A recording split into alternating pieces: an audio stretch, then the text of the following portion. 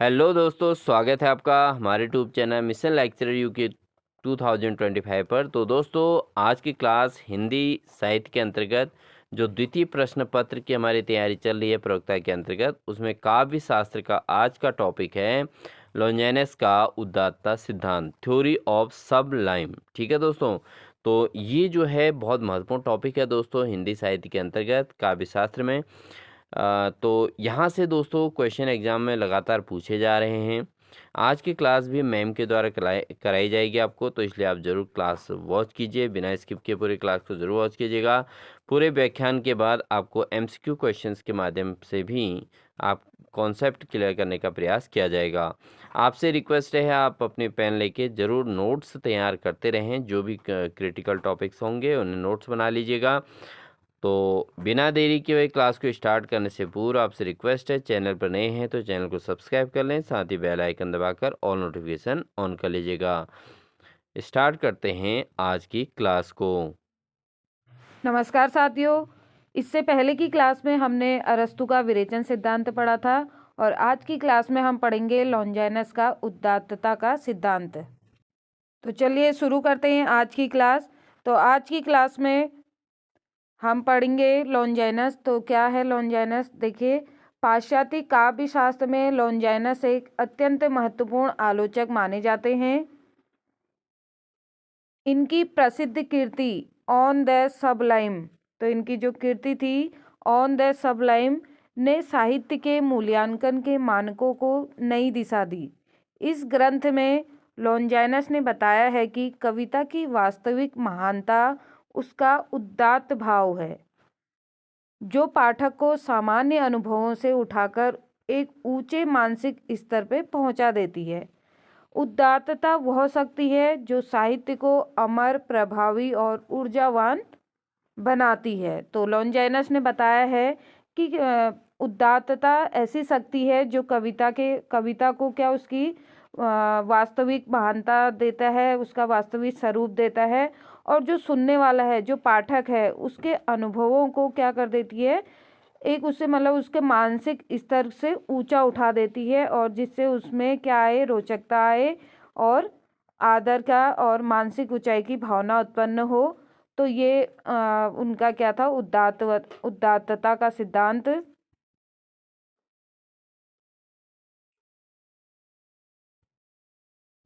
आगे हम बात करते हैं उदात्तता का अर्थ। तो क्या अर्थ है?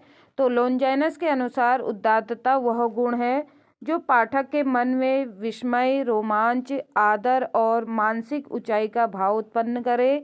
उदात्त साहित्य केवल आनंद नहीं देता बल्कि आत्मा को झकझोर कर देता है।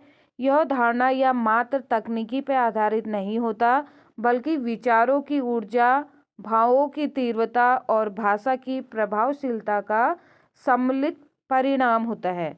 तो लॉन्जाइनस ने बताया है कि जो उदात्तता है उससे क्या पाठक के मन में क्या आता है, आदर की भावना आती है, रोमांच आता है, जिससे कि उसके मन में जो उसकी मतलब उसके मन में क्या आनंद का रूप लेता है। तो ये उन्होंने किसके लिए बताया था? उदात्तता, लॉन्जाइनस ने। आगे हम बात करते हैं, लॉन्जाइनस ने उदात्तता को 5 मूल स्रोतों में बांटा है। अब वो 5 मूल स्रोत क्या हैं, बात करते हैं। जैसे नंबर पहला, महान और ऊंचे विचार। तो लॉन्जाइनस ने क्या कहा है, महान और ऊंचे विचार होने चाहिए। तो उन्होंने कवि के विचार जितने व्यापक, उच्च और अद्भुत होंगे, कविता उतनी ही उदात्त बनेगी। महान कल्पना महान काव्य को जन्म देती है। तो उनका कहना था कि जो कवि है, जो कविता लिख रहा है, अगर उसके विचार क्या होंगे, ऊंचे होंगे, अद्भुत होंगे, तो उसकी कविता भी उतनी ही अद्भुत बनेगी। एक महान कल्पना जो है वो महान काव्य को जन्म देती है। अगर अगले नंबर की हम बात करें तो तीव्र और सच्चे भाव। तो उन्होंने बताया है, भाव जितने ईमानदार, प्रबल और स्वाभाविक हों, काव्य का प्रभाव उतना ही गहरा होता है। कृत्रिम भावनाएं उदात्तता को नष्ट कर देती हैं। तो लॉन्जाइनस का मानना था कि कवि के भाव जितने ही तीव्र और सच्चे भाव होंगे, कविता उतनी ही गहरी होगी। और जो कृत्रिम चीज़ें हैं, अगर बनावटी भावनाएं उसमें हम रखेंगे तो वो उसे क्या नष्ट कर देगी, कविता को एक मूल स्वरूप में नहीं वर्णन कर पाएगी। अगला तीसरा है अलंकारों की शक्ति। तो उसमें क्या, कविता में अलंकारों की शक्ति भी होना है, जैसे उपमा, रूपक, विशेषण, प्रश्न, विस्मय आदि भाषा में चमक और शक्ति जोड़ते हैं, जिससे उदात्तता बढ़ती है। तो उन्होंने बताया जो अलंकार हैं ये क्या करते हैं, कविता में क्या चमक और शक्ति को जोड़ते हैं, जिससे कि उस कविता की उदात्तता में क्या होता है, सुंदरता आती है, कविता अच्छी बनती है। तो उन्होंने अलंकारों की शक्ति को भी महान बताया है। अगला वो स्रोत मानते हैं शब्द चयन और शब्द शक्ति को। तो उन्होंने कहा है प्रभावशाली, उपयुक्त और सजीव शब्द कविता के अर्थ को ऊंचा उठाते हैं। शक्तिशाली शब्द पाठक पर स्थायी छाप छोड़ते हैं।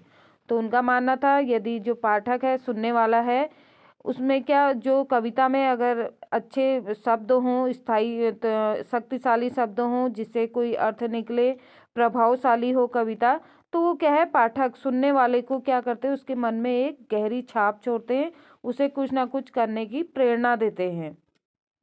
और नंबर 5वां जो उन्होंने स्रोत बताया है वो है वाक्य रचना और शैली की समरसता।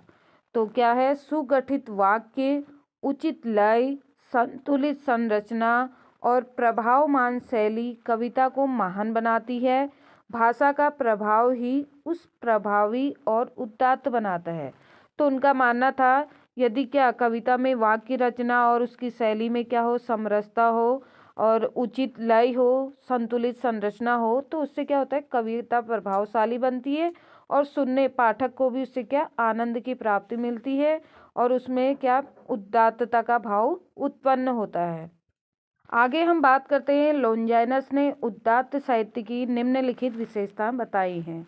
तो उन्होंने लॉन्जाइनस ने उदात्त साहित्य की क्या विशेषता बताई हैं, तो उसमें जैसे नंबर 1 है पाठक पर तुरंत प्रभाव। तो जैसे ही अगर कोई उन कविताओं को पढ़ेगा तो पाठक के मन में क्या एक अच्छा आदर भावना आएगी, उसको आनंद की प्राप्ति होगी, तो तुरंत प्रभाव पड़ेगा। दूसरा जैसे मन और आत्मा को ऊंचा उठाना, और मन और आत्मा क्या होगी, उसकी संतुष्ट होगी, ऊंची उठेगी, जिसके उसकी सोच भी क्या ऊंची बनी। अगला है कल्पना और विचार की व्यापकता। तो उसमें क्या कल्पना, सोचने की क्षमता आएगी, विचार उत्पन्न होंगे जिससे कि उनमें व्यापकता आएगी, उनमें बढ़ोतरी होगी। फिर है भाषा की शक्ति और सौंदर्य। अगला है स्थायी एवं गहरा प्रभाव पड़ेगा, कीर्ति का शाश्वत और अमर होना।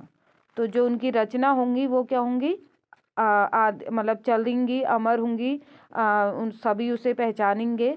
तो क्या है उनकी विशेषताएं हैं उदात्तता की।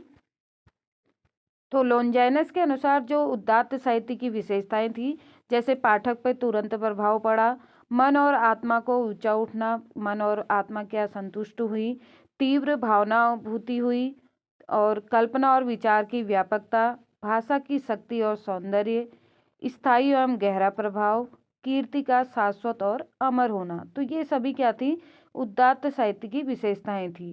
तो उदात्त साहित्य पढ़ने वाले के मन में आश्चर्य, रोमांच और सम्मान पैदा करता है। तो जो उदात्त साहित्य पढ़ने वाले होते हैं तो उनमें क्या, उनके मन में क्या आश्चर्य की भावना आती है, रोमांच आता है और सम्मान की भावना उत्पन्न होती है। तो ये थे लॉन्जाइनस का उदात्त साहित्य का विशेषताएं। आगे हम बात करते हैं उदात्तता का उद्देश्य। तो लॉन्जाइनस ने क्या उद्देश्य दिया, क्या बोला। तो लॉन्जाइनस के अनुसार साहित्य का केवल उद्देश्य मनोरंजन नहीं है। तो उन्होंने मनोरंजन को, साहित्य को केवल मनोरंजन नहीं माना, सच्चे साहित्य का उद्देश्य है मानव आत्मा को ऊंचाई देना और उसे महान अनुभवों तक पहुंचाना। तो लॉन्जाइनस ने साहित्य को केवल मनोरंजन के रूप में नहीं लिया, बल्कि उन्होंने मानव की जो आत्मा संतुष्ट हो और उसे क्या एक अच्छा अनुभव प्राप्त हो, उसकी कल्पना शक्ति बढ़े, सोचने की शक्ति बढ़े, तो उन्होंने साहित्य को उस रूप में देखा है। तो मानव आत्मा को ऊंचाई देना और उसे महान अनुभव तक पहचानना क्या था, उदात्तता का उद्देश्य था। तो जो उदात्त काव्य होता है वो क्या करता है, व्यक्ति की संवेदनशीलता को विस्तृत करता है और उसे मानसिक आध्यात्मिक स्तर पर ऊंचा उठाता है। तो अगर हम इस साहित्य के निष्कर्ष के रूप में बात करें तो लॉन्जाइनस का जो उदात्तता का सिद्धांत है ये पाश्चात्य साहित्य का क्या है, आधार स्तंभ है।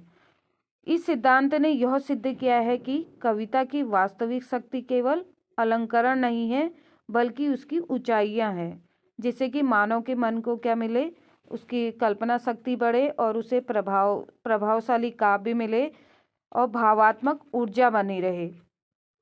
तो बात करें तो ये उदात्तता का जो सिद्धांत है तो ये जो पाठक के मन को केवल छूता ही नहीं है बल्कि उसके मन को ऊंचा भी उठाता है, उसके मन में सोचने समझने की शक्ति को बढ़ाता है, कल्पनाशीलता को बढ़ाता है।